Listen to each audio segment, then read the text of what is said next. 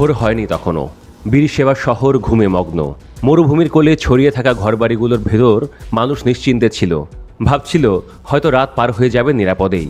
তবে হঠাৎ করে আকাশ কেঁপে উঠল, বেজে উঠল বিপদের সাইরেন। মুহূর্তের মধ্যে শহরের মাঝখানে নেমে এলো দানবীয় এক আগুনের বল।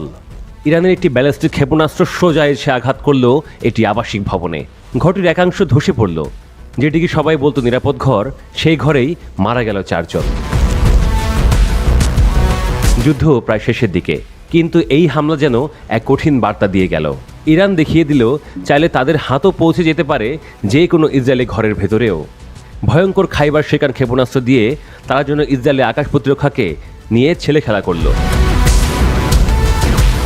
ইসরায়েল বহুদিন ধরে দাবি করে আসছে তাদের আকাশ প্রতিরক্ষা ব্যবস্থা বিশ্বের সেরা, কিন্তু বাস্তবতা হলো এই ক্ষেপণাস্ত্র হামলায় সেই প্রতিরক্ষা ব্যবস্থা যেন কাগজের প্রাচীর হয়ে ধসে পড়ল। একের পর এক শহরে আঘাত। পেতাহ তিকভায় আরেকটি হামলায় নিহত হন আরও 4 জন।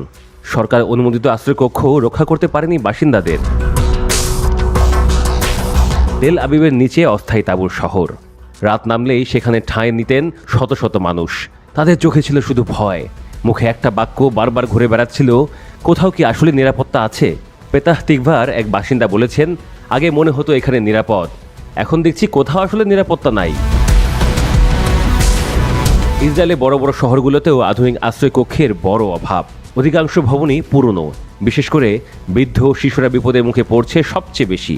রাতের বেলা বারবার নিচে নামতে গিয়ে শিশুরা ঘুম হারায়, আর বড়রা সাহস।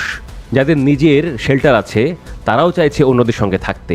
একাকী মৃত্যু ভয় সবার ভেতরেই বাসা বেঁধেছে। সরকারি পরিসংখ্যানে উঠে এসেছে চিত্রটি। ইসরায়েলের 56% বাড়িতে কোনো শেল্টার নেই। যেসব আশ্রয়কেন্দ্র আছে সরকারি, তারও অর্ধেকের বেশি ব্যবহারের অযোগ্য। কাগজে কলমে আইনে থাকলেও বাস্তবতায় তা নেই। নিরাপত্তা এখন একটি শ্রেণীর জন্য বরাদ্দ। ধনীরা নিরাপদ, কিন্তু গরিব, অভিবাসী, বিদেশি গৃহকর্মীরা আশ্রয় খোঁজে পুরনো বাস টার্মিনালে অন্ধকার কংক্রিট গহ্বরে। এই দৃশ্য ইসরায়েলের দুর্বলতাকে প্রকাশ করে দিয়েছে। সরকার যুদ্ধ চালাচ্ছে আকাশে, কিন্তু মাটিতে হেরে যাচ্ছে সাধারণ মানুষের নিরাপত্তার লড়াইয়ে। রাজধানী থেকে উপকূলীয় শহর পর্যন্ত মানুষের আশ্রয়স্থল হয়ে উঠছে পার্কিং গ্যারেজ, কারণ তাদের নিজস্ব শেল্টার তো ব্যবহারযোগ্য নয়, নয়তো একেবারেই নেই। যুদ্ধ শুরুর 7 দিন পর ইসরায়েল যে অর্থ বরাদ্দ দিয়েছে তা প্রয়োজনের তুলনায় হাস্যকর। এতদিন যারা বেঁচে আছে তারা ভাগ্যবান, কিন্তু আতঙ্ক এখনও কাটেনি। ইরান ছুড়ে দিয়েছে 500 ক্ষেপণাস্ত্র, 1000 ড্রোন। প্রাণ গেছে 29 জনের, গৃহহীন হয়েছেন প্রায় 10,000 মানুষ। বিশ্লেষকরা বলছেন ইসরায়েল হয়তো যুদ্ধে জিতেছে সামরিকভাবে, কিন্তু মানুষ তারা এখনও হেরে যাচ্ছে প্রতিদিন।